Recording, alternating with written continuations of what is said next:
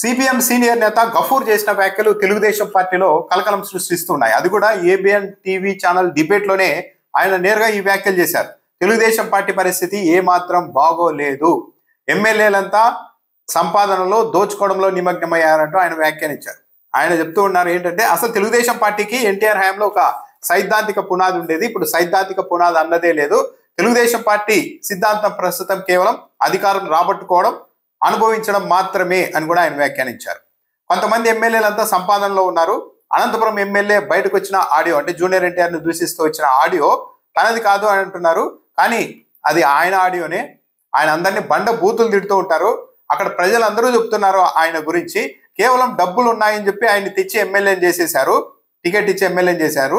అతడు అడ్డగోలుగా అందరినీ మాట్లాడుతూ ఉంటారు. అతనిది ఏం కల్చరో, ఎలా పార్టీలో పెట్టుకున్నారో కూడా అర్థం కావడం లేదు. జనమంతా ఆయన గురించి అక్కడ చెప్తూనే ఉన్నారు.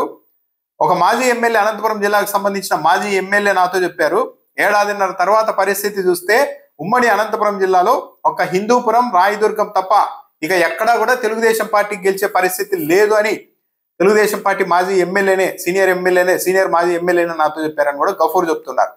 ఎమ్మెల్యేలు అధికారాన్ని అడ్డు పెట్టుకొని అడ్డగోలుగా సంపాదిస్తున్నారు. తెలుగుదేశం పార్టీ ఎమ్మెల్యేలు భూములు ఆక్రమిస్తూ ఉన్నారు, జనాల్ని బెదిరిస్తూ ఉన్నారు, ఇంకా మాట వినకపోతే పోలీసుల్ని చెప్పు చేతుల్లో పెట్టుకొని కేసులు పెట్టిస్తున్నారు అని కూడా గఫూర్ వివరించారు. నారా లోకేష్ కోసం అందరినీ జూనియర్లను తెచ్చిపెట్టుకున్నారు మంత్రులుగా. వాళ్ళకు నోరు లేదు, అసలు దేని మీద కూడా, ఏ శాఖ మీద కూడా ఆ మంత్రులకు పట్టు లేదు. అలాంటి వాళ్ళు ఇప్పుడు ప్రస్తుతం మంత్రులుగా ఉన్నారు.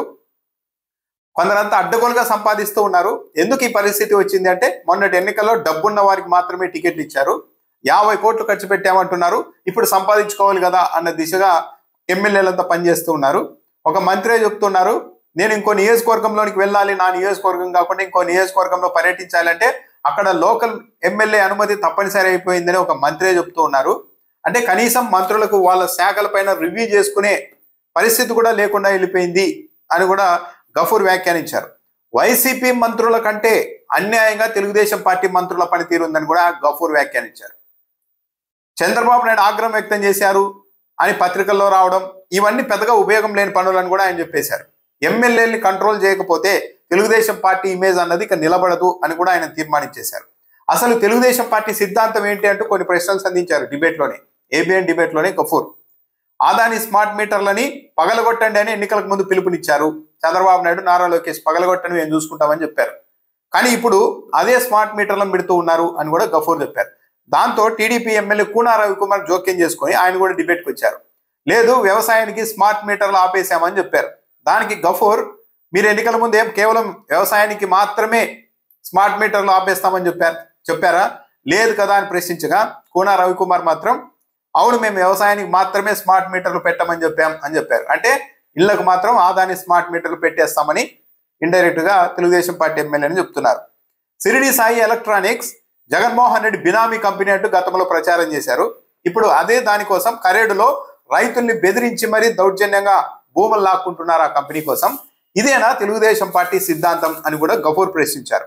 ఉమ్మడి అనంతపురం జిల్లాలో 14 నియోజకవర్గాలు ఉంటే అక్కడ ఇప్పుడు ఎన్నికలు జరిగితే హిందూపురం, రాయదుర్గం తప్ప ఇక ఎక్కడ గెలిచే అవకాశమే లేదు అని తెలుగుదేశం పార్టీ సీనియర్ మాజీ ఎమ్మెల్యేనే చెప్పారు. అంటే యాక్చువల్లీ తెలుగుదేశం పార్టీకి అనంతపురం జిల్లా అనేది కొద్దిగా బాగా గట్టిగా పట్టున్న జిల్లా.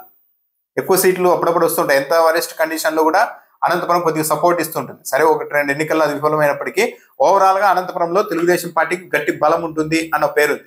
అలాంటి చోటే ఏడాదిన్నర తిరక్క ముందే 2 నియోజకవర్గాలు తప్ప ఇంకెక్కడ 12 నియోజకవర్గాల్లో గెలిచే పరిస్థితి లేదో అని టీడీపీ నేతలే అంటూ ఉన్నారు. అంటే ఇక రాష్ట్ర వ్యాప్తంగా పరిస్థితి ఎంత దిగజారిపోయి ఉండాలి అన్నది కూడా తెలుగుదేశం పార్టీ ఆలోచించుకోవాలి.